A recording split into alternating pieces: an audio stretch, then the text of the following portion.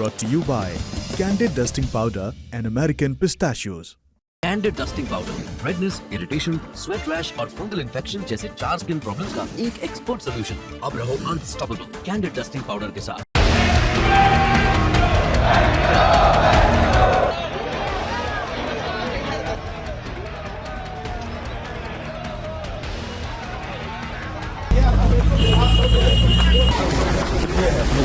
देखिए चिंटू जो है वो मेडिकल कराने के लिए लाया गया है। पेपर लीक की घटनाओं की निष्पक्ष जांच और दोषियों को कड़ी से कड़ी सजा दिलवाने के लिए मेरी सरकार प्रतिबद्ध है। क्या NEET UG paper leak case में एनडीए के विधायक शामिल हैं? पेपर बंद बक्से का सील तोड़ने में कौन सा गैंग माहिर था? और पेपर रटवाने के लिए बुक कैसे किया गया एक स्कूल को? और मास्टरमाइंड संजीव मुखिया कैसे ब्लूटूथ से पेपर में नकल करवाता था? और संसद में आज कैसे राष्ट्रपति द्रौपदी मुर्मू के सामने विपक्ष ने नीट के नारे लगाए और दिल्ली में किस तरह नीट को लेकर के धरना प्रदर्शन हुआ? इन सवालों पर आज बात करेंगे। नमस्ते, अपन है कुलदीप और आप देखना शुरू कर चुके हैं दी लल्लन टॉप शो। पहले बात संसद की।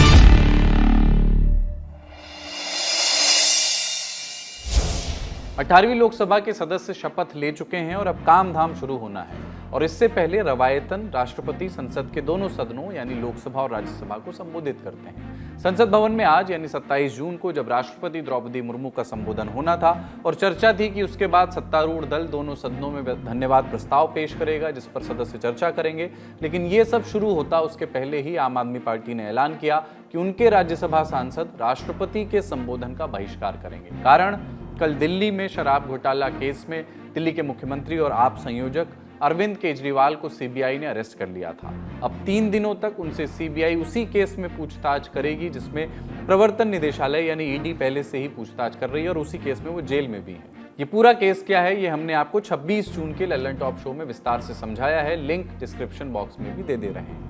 अरविंद केजरीवाल की इसी गिरफ्तारी का आम आदमी पार्टी ने आज विरोध किया। हमने ये सोचा है कि राष्ट्रपति के अभिभाषण का बहिष्कार करेंगे। देखिए, राष्ट्रपति और संविधान सबसे इम्पोर्टेंट है, सर्वोपरि है। संविधान की जब धज्जियां उड़ाई जाए, जब न्याय के नाम पर आप तानाशाही करो तो आवाज उठाना जिम्मेदारी बन जाती है। इसके बाद संसद के दृश्य सामने आए। आम आदमी पार्टी के नेता और सांसद सदन के बाहर प्रदर्शन कर रहे थे। तानाशाही बंद करो, बंद करो, बंद करो, केजरीवाल को रिहा करो, रिहा करो, रिहा करो। भारत के प्रधानमंत्री को जांच एजेंसियों के दुरुपयोग के ऊपर बोलना चाहिए, इसको रोकना चाहिए, अरविंद केजरीवाल को रिहा करना चाहिए। वेस्ट बंगाल में जांच एजेंसियों का दुरुपयोग हो रहा है, महाराष्ट्र में जांच एजेंसियों का दुरुपयोग हो रहा है, दिल्ली में जांच एजेंसियों का दुरुपयोग हो रहा है। तो इन सारे सवालों को लेकर आज हम लोग यहाँ पर इकट्ठा हुए हैं।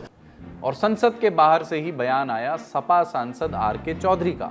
उन्होंने मांग की कि संसद में रखा सिंगोल राजशाही का प्रतीक है, उसे संसद से हटाया जाना चाहिए। पिछले साल मई में संसद के उद्घाटन के वक्त प्रधानमंत्री नरेंद्र मोदी ने स्पीकर के आसन के पास सिंगोल को स्थापित किया था।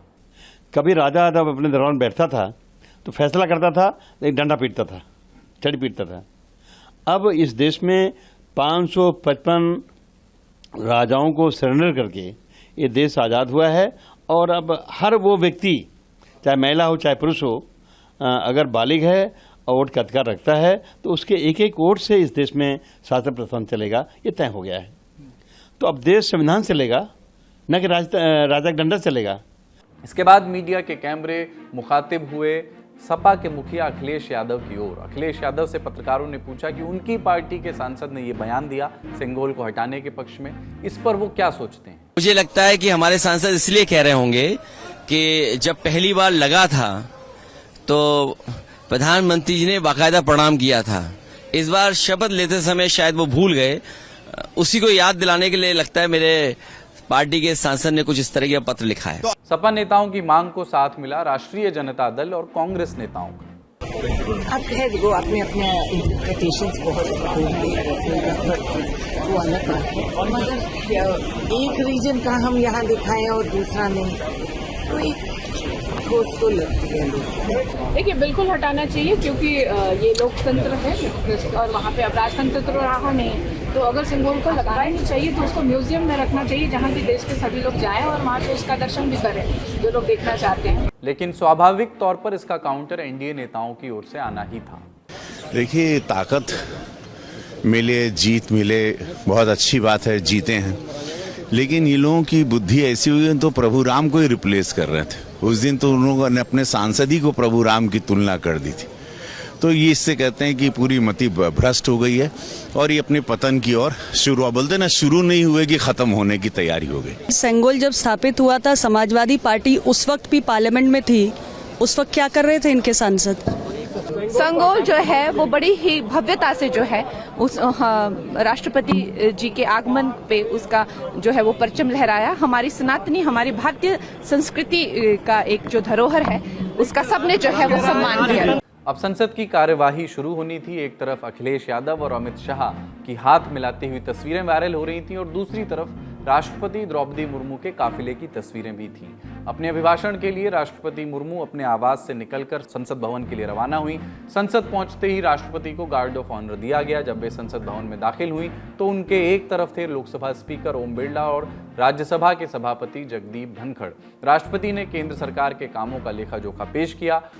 आने वाला कुछ महीने में भारत एक गणतंत्र के रूप में 75वें वर्ष पूरी करने जा रहे हैं। भारत का संविधान बीते दशकों में हर कसौटी पर खरा उतरा है। जब संविधान बन रहा था तो भी दुनिया में ऐसे ताकतें थे जो भारत के असफल होने की कामना कर रही थी।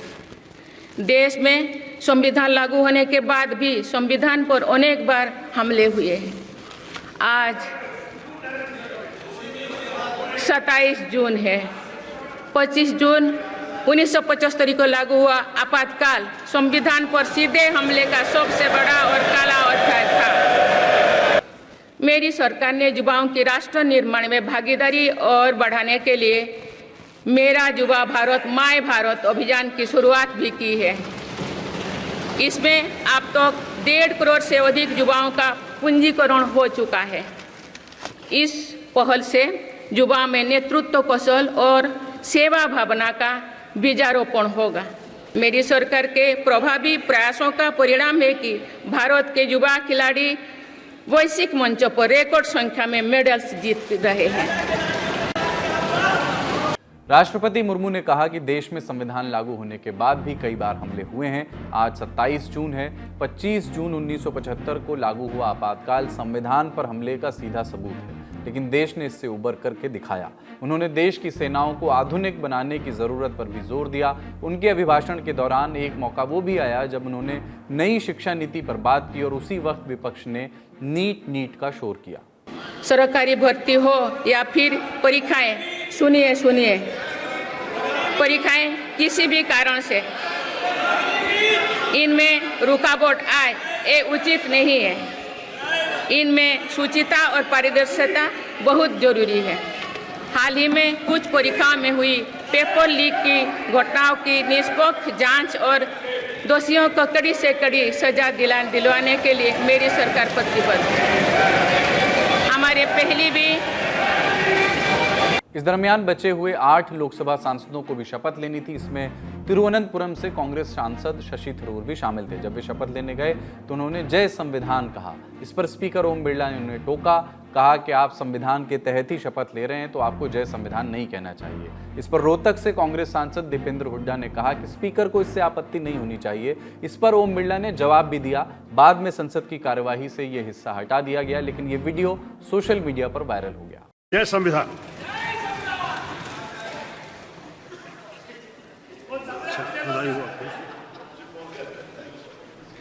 संविधान की शपथ तो ले ही रहे हैं। ये संविधान की शपथ है।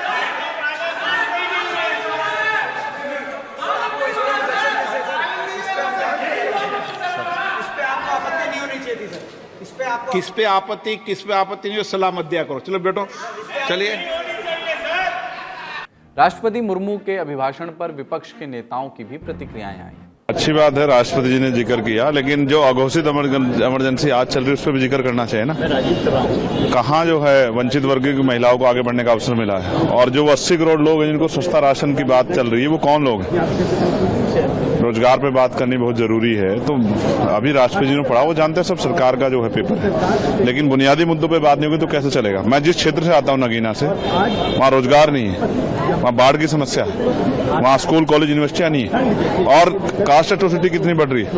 पहले तो ये है कि बीजेपी अभी भी ये समझ रही है कि वो 2019 के रिजल्ट में है। तो अभी उर्दू में कहते हैं कि अभी ख्वाब गफलत से बेदार नहीं हुए हैं। दूसरी बात यह है कि इस पूरे प्रेसिडेंट के एड्रेस में कहीं पर भी लफ्ज माइनॉरिटी का इस्तेमाल नहीं हुआ। आखिर क्यों? ये प्रेसिडेंट एड्रेस अब नहीं रहा है 10 साल से,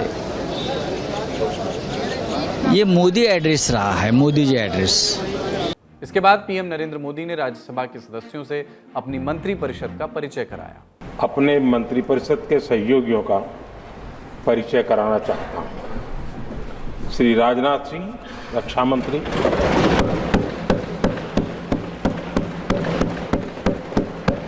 श्री अमित शाह, गृह मंत्री और सहकारिता मंत्री, श्री नितिन गडकरी, सड़क परिवहन और राजमार्ग मंत्री, Shri Jagat Prakash Nadda, health and family welfare मंत्री। और इसके साथ ही संसद के दोनों सदनों की कार्यवाही 28 जून तक के लिए स्थगित कर दी गई। अब राष्ट्रपति के अभिभाषण पर शुक्रवार को ही चर्चा होगी। संसद की खबरों के अलावा एक और खबर छाई रही आज, और वो थी नीट यूजी पेपर लीक से जुड़ी हुई। आपको पता ही है कि सीबीआई की एक टीम देश के अलग अलग हिस्सों में नीट यूजी में हुई अनियमितताओं की जांच कर रही है। अब इस मामले में कुछ नए अपडेट सामने आए हैं, जैसे कि कुछ गिरफ्तारियां, वायरल वीडियो, कॉल रिकॉर्डिंग और कुछ दस्तावेज। सबसे पहली बात गिरफ्तारियों की। सीबीआई ने आज पटना, बिहार से इस केस में 2 लोगों को अरेस्ट किया। इनके नाम हैं मनीष प्रकाश और आशुतोष कुमार। इन दोनों पर आरोप है कि उन्होंने नीट यूजी परीक्षा के एक दिन पहले यानी 4 मई को उन अभ्यर्थियों के लिए रुकने की व्यवस्था की थी जिन्हें अगले दिन परीक्षा देनी थी। इल्जाम है कि आशुतोष कुमार के कहने पर मनीष प्रकाश ने पटना के प्ले एंड लर्न स्कूल के ताले खुलवाए, जहां 4-5 अभ्यर्थी परीक्षा से एक रात पहले रुके थे। कयास है कि उसी स्कूल में स्टूडेंट्स को परीक्षा से एक रात पहले नीट यूजी का प्रश्न पत्र याद कराया गया था। मनीष प्रकाश की पत्नी अर्चना ने मीडिया चैनलों से बात करते हुए कहा कि सीबीआई ने उन्हें आज दोपहर 1:30 बजे के आसपास बताया कि मनीष को अरेस्ट कर लिया गया है। उन्होंने कहा कि वो एक समाजसेवी हैं और वो अक्सर स्टूडेंट्स के रुकने की व्यवस्था करते रहे हैं। हमें बिल्कुल अंदाजा नहीं था कि वो इतनी बड़ी मुसीबत में पड़ने वाले हैं। इधर आज दोपहर 1 बजे सीबीआई की टीम पटना की बेऊर जेल पहुंची। वहां पर आरोपी चिंटू और मुकेश का मेडिकल कराया गया और दोनों को 8 दिन की रिमांड पर लिया। बताया जा रहा है कि टीम दोनों को अलग अलग लोकेशन पर ले जाकर पूछताछ करेगी। चिंटू नीट पेपर लीक के मास्टरमाइंड संजीव मुखिया का रिश्तेदार है। इल्जाम है कि चिंटू के मोबाइल पर ही नीट यूजी का पेपर आया था, जबकि मुकेश कैंडिडेट्स को गाड़ी में बैठाकर उस स्कूल में ले गया था जहां सवालों के जवाब रटवाए गए थे। इधर पेपर लीक का मास्टरमाइंड बताए जा रहे संजीव मुखिया की तलाश सीबीआई को अब तक है। वो नालंदा में मौजूद अपने घर पर नहीं मिला, ना ही अपने तय ठिकानों पर। जांच एजेंसियों को आशंका है कि संजीव मुखिया इस समय नेपाल में छुपा हो सकता है। लेकिन संजीव मुखिया का नाम एक और व्यक्ति से जोड़ा जाने लगा है और उसका नाम है रवि अत्री। इंडिया टुडे और आज तक की रिपोर्ट के मुताबिक रवि अत्री उत्तर प्रदेश कांस्टेबल भर्ती पेपर लीक मामले में मुख्य आरोपी है और वो संजीव मुखिया के साथ मिलकर ऑपरेट किया करता था। रिपोर्ट के मुताबिक यूपी कांस्टेबल पेपर लीक की जांच के दौरान संजीव मुखिया का नाम गिरफ्तार सभी आरोपियों ने लिया था। संजीव मुखिया ब्लूटूथ के जरिए देश में होने वाले अलग अलग एग्जाम्स में सॉल्वर बैठाता था। संजीव मुखिया ये सारे ब्लूटूथ खरीदने दिल्ली भी आता था। संजीव मुखिया का गैंग ही सीलबंद पेपर का बॉक्स तोड़ने में एक्सपर्ट है। देश में कहीं भी पेपर लीक करवाना हो, सील बॉक्स तोड़ने के लिए संजीव मुखिया गैंग के एक्सपर्ट्स की मदद ली जाती थी। इस गैंग के बारे में और ज्यादा जानकारी दे रहे हैं इंडिया टुडे के क्राइम रिपोर्टर अरविंद ओझा। देखिए, बिहार में जाकर हमारी टीम ने अलग अलग इलाकों में पड़ताल की और हमें जानकारी मिली कि संजीव मुखिया और उसका बेटा शिव कुमार उर्फ बिट्टू, जो MBBS डॉक्टर है, ये दोनों पेपर लीक गैंग के सरगना है। और न सिर्फ बिहार में बल्कि देश के अलग अलग इलाकों में जो एग्जाम होते हैं उनका ये पेपर लीक कराते हैं। नीट जो एग्जाम हुआ है, उस नीट एग्जाम के मास्टरमाइंड संजीव मुखिया है। आपको याद होगा बीते दिनों जो उत्तर प्रदेश में कांस्टेबल भर्ती का जो पेपर लीक हुआ था उसका जो मास्टरमाइंड था रवि अत्री, जिसे उत्तर प्रदेश एसटीएफ ने गिरफ्तार किया था, उसके इंटरोगेशन रिपोर्ट भी हमारे पास मौजूद है। रवि अत्री ने भी खुलासा किया था कि वो संजीव मुखिया के गैंग से ही जुड़ा हुआ है और उसके साथ मिलकर जो अलग अलग राज्यों में एग्जाम होते हैं उसका वो पेपर लीक कराता है और साथ ही साथ सॉल्वर गैंग भी बैठाता है। तो मुखिया की बात की जाए तो 2010 से ही एक्टिव है। संजीव मुखिया नालंदा के एक यूनिवर्सिटी में टेक्निकल ऑफिसर है कहने को, लेकिन वो 2010 से ही पहले वो सॉल्वर बैठाता था ब्लूटूथ के जरिए और उसके बाद फिर धीरे धीरे उसने अपना तंत्र फैलाया और उसके बाद फिर कई एग्जाम्स जिसमें बिहार टीचर भर्ती उसका भी जो पेपर है वो संजीव मुखिया और उसके बेटे ने लीक कराया था। संजीव मुखिया के गैंग में कई तरह के एक्सपर्ट हैं, जैसे आपने देखा होगा कि जो पेपर आता है वो सील बंद बॉक्स में आता है, तो सील बंद बॉक्स को तोड़ने वाले एक्सपर्ट भी संजीव मुखिया गैंग के ही हैं। इसी गैंग का एक सदस्य जिसने जो उत्तर प्रदेश में कांस्टेबल भर्ती जो पेपर लीक था उसका सील बंद जो बॉक्स था वो संजीव मुखिया गैंग के ही एक सदस्य शुभम मंडल ने तोड़ा था। शुभम मंडल को पटना से फ्लाइट से अहमदाबाद बुलवाया गया था और वहां पर उसने बॉक्स तोड़ा था। तो बहुत बड़ा माफिया है संजीव मुखिया। फिलहाल वो फरार चल रहा है। उसका बेटा बिहार टीचर जो भर्ती का पेपर लीक हुआ था उसमें वो फिलहाल जेल में बंद है। पेपर लीक केस में अब सत्तासीन गठबंधन के कुछ नेताओं का नाम भी आरोप की शक्ल में सामने आने लगा है। पहले आप ये वीडियो देख लीजिए। यूपी का कहा जाता है, बिहार का, राजस्थान का, मध्य प्रदेश का, हैदराबाद, तेलंगाना, ये सब यहाँ भी काम ये सब उधर के भर्ती बहुत ज्यादा है। यहाँ वाले तो चिल्लाते हैं तो झूठ हो गए मेरे ऊपर हो गया। बिहार वाले घाघ आदमी 10 हो गए बगल वाले जरूर। पेपर लीक की बात करने वाले नेताजी का नाम है बेदी राम सिंह। उत्तर प्रदेश सरकार में मंत्री ओम प्रकाश राजभर की पार्टी, सुहेल देव भारतीय समाज पार्टी यानी सुभाषपा के नेता और गाजीपुर की जखनिया विधानसभा से विधायक। बेदी राम सिंह का ये वीडियो 26 जून से वायरल होना शुरू हुआ क्योंकि आपने वीडियो में सुनी लिया है कि वो पेपर आउट कराने का दावा कर रहे हैं। ये वीडियो कब का है इसकी कोई पक्की सूचना नहीं है, लेकिन एक अन्य वीडियो में बेदी राम के नाम का जिक्र हुआ है और वो वीडियो है पेपर लीक गैंग के मास्टरमाइंड विजेंद्र गुप्ता का। दरअसल नीट यूजी के पेपर लीक की खबरें सामने आने के बाद आज तक के क्राइम रिपोर्टर अरविंद ओझा ने विजेंद्र गुप्ता का एक स्टिंग ऑपरेशन किया था। इस वीडियो में विजेंद्र ने बेदी राम का नाम अपने गुरु के तौर पर लिया था। इस देश के सबसे बड़े paper leak mafia Bedi Ram का नाम सुना होगा। किसका नाम? बेदी राम, जौनपुर, वही किए थे, हम लोग तो असिस्टेंट थे। जब ये पूरा वाकया वायरल हुआ तो जनता एक और वीडियो ले आई। सुभाषपा अध्यक्ष ओम प्रकाश राजभर की एक जनसभा का वीडियो। विभाग में आपके भाई को, आपके परिवार, बच्चे को, आपकी बच्ची को नौकरी चाहिए, तब फार्म भरने के बाद प्रभु क्या कहते, क्या आता है वो कॉल लेटर एडमिट कार्ड या कॉल लेटर जो भी कहते हो भाई, कॉल लेटर, जब कॉल लेटर आ जाए तो कॉल कर लेना। दो नेताओं के वीडियो वायरल हुए, दोनों एक ही पार्टी के और दोनों ही इस समय भाजपा के साथ गठबंधन में शामिल हैं। ऐसे में कुंडली खगाली गई तो पता चला कि बेदी राम पर रेलवे भर्ती की परीक्षाओं के पेपर लीक कराने के आरोप लगे हैं। बेदी राम पर इल्जाम है कि उन्होंने 2006, 2007 और 2009 में रेलवे भर्ती के तमाम पेपर लीक कराए। 2014 में सीपीएमटी पेपर लीक में भी उनका नाम सामने आ चुका है। इन तमाम पेपर लीक केस में वो साल 2006, 2008, 2009 और 2014 में जेल भी जा चुके हैं। चुनावी हलफनामे के मुताबिक उन पर गैंगस्टर केस के साथ कुल 9 मुकदमे चल रहे हैं और किसी मामले में सजा उनको अब तक नहीं हुई है। उनका नाम इस मामले में उछला तो बेदी राम समेत सुभाषपा के नेताओं से प्रतिक्रिया मांगी गई। अभी तक कोई जवाब नहीं मिला है, जो जवाब आएगा हम आपको बताएंगे। लेकिन चलते चलते ये देख लीजिए कि पेपर लीक के मुद्दे पर कांग्रेस के छात्र संगठन एनएसयूआई ने एनटीए के मुख्यालय पर आज प्रदर्शन किया तो क्या दृश्य बने।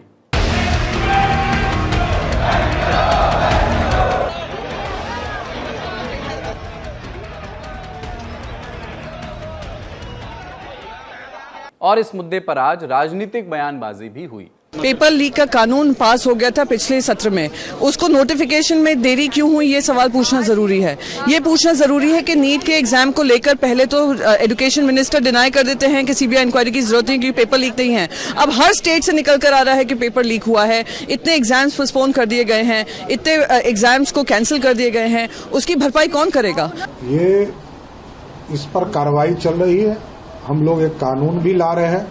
भारत सरकार ने भी कानून की व्यवस्था किया है, 10 साल तक की सजा और पेनल्टी देने का भी व्यवस्था किया है।